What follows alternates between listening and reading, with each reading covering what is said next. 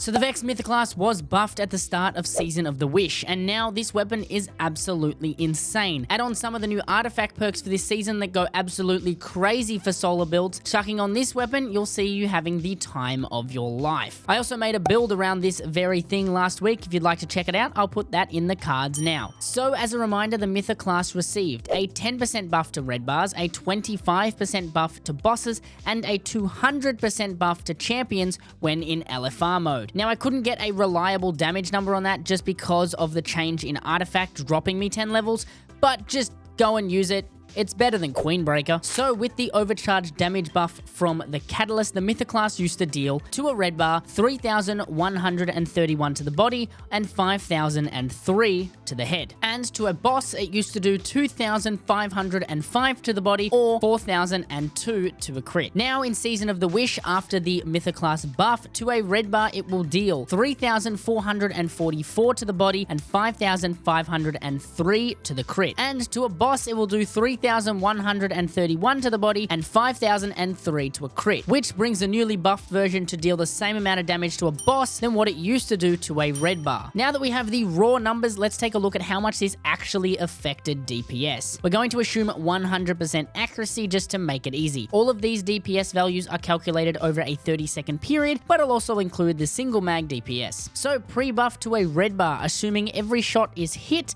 the DPS would be 15,863.73 over 30 seconds, or 20,351.5 in a single mag. And assuming every shot is a crit on a red bar, the DPS would be 25,348.53 over 30 seconds, or 32,519.5 in a single mag. Now, post-buff to the body of a red bar, it will deal 17,449.6 over 30 seconds, or 22,386 in a single mag. Or if you're hitting all crits because you're an absolute giga chad of an aim, 27,881.87 over 30 seconds, or 35,769 nice 0.5 in a single mag. Not that you'll ever actually deal that much damage to a red bar, it is a fairly healthy increase, bringing the Mythoclast up to the higher end of exotic primary weapon damage. If you're dealing damage to a boss, where the DPS metric might be a little more practical, previously the Mythoclast dealt to the boss only hitting body shots 12,692 DPS over 30 seconds, or 16,282.5 in a single mag. Or if you were a Giga Chad and only hitting crits, 20,276.8